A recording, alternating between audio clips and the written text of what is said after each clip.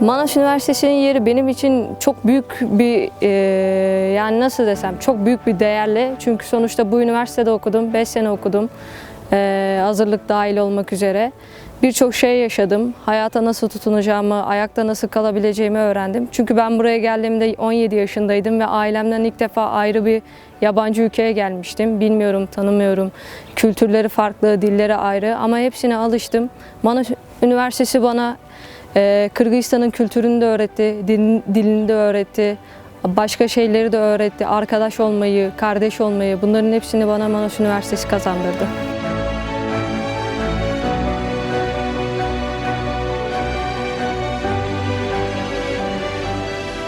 Gerçeği söylemek gerekirse buraya geldiğimde tek amacım dil öğrenmekti ama ben bunu Manas Üniversitesi bana çok iyi bir şekilde kazandırdı bunu.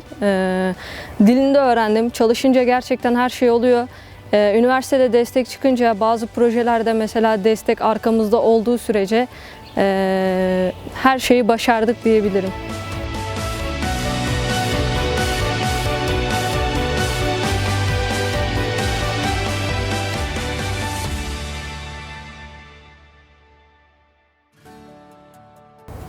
Manas Üniversitesi dediğimizde aklımıza benim şahsen Kırgız ve Türk iki devlet arasında olduğu için iki devleti birleştiren bir eğitim geliyor aklıma.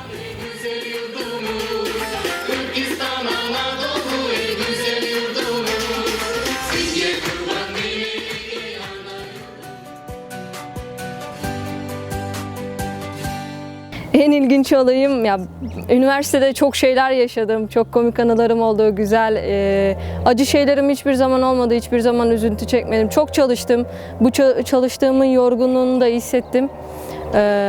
Üniversite ilginç olay şöyle bir şey oldu, beni genelde üniversite içerisinde ilk defa geldiğim zaman hazırlıkta okuduğumda Kırgız arkadaşlarım gördüğü zaman beni Rus zannediyorlardı. Türk olduğumu zannetmiyorlardı ve sürekli benimle Rusça konuşuyorlardı.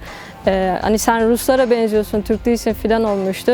Bir de çok küçük göründüğüm için herkes bir şey yapmıştı. Ya sen ilkokulda mı okuyorsun burada filan diye, ya da hocaların çocuğu musun sen diye, öyle anılar geçmişti başımdan.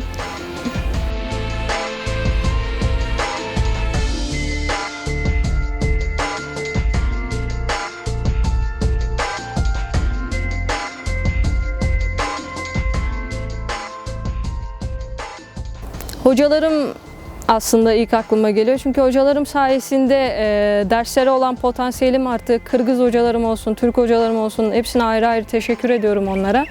Çünkü başarılı olmamın arkasında onlar var. Ailemden sonra tabii ki de onlar var.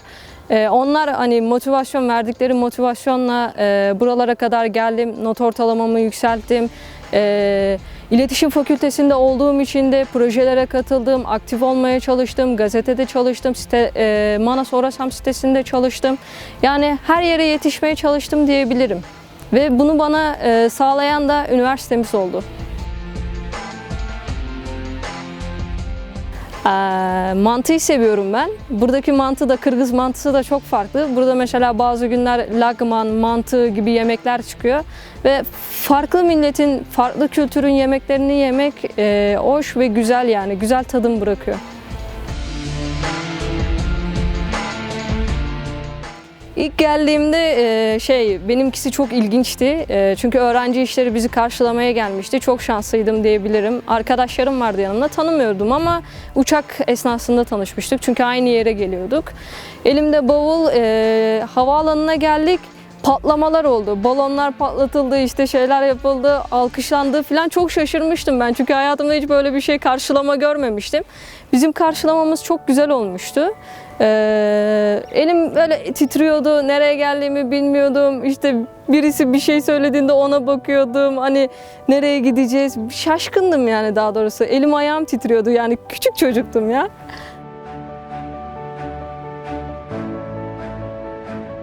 Başarılı olmamız için daha çok çalışmamız gerekiyor ve de üniversitemiz hani buna imkan versin. Yani eğitimimiz zayıf olmasın bizim, güçlü olsun. Evet, yapamayalım ama daha çok şey bilelim istiyorum ben. Mesela az bilgiyle mezun olmak istemiyorum ben. Çok bilgiyle mezun olmak istiyorum ki desinler gerçekten sen üniversite mezunusun yani birçok şeyi öğrenmişsin ve bunu sana katmış olan üniversiteyi de başarıların devamını dileriz diye bir söylemeleri lazım bana bunu. Çünkü üniversitemizi biz buradan mezun olduğumuzda çalışmaya başladığımız zaman CV'mizde yazan bir üniversitenin adı var. Ve biz bu adı korumamız gerekiyor. Yani bu adı nasıl desem ünlendirmemiz gerekiyor, tanıtmamız gerekiyor bir mezun olarak.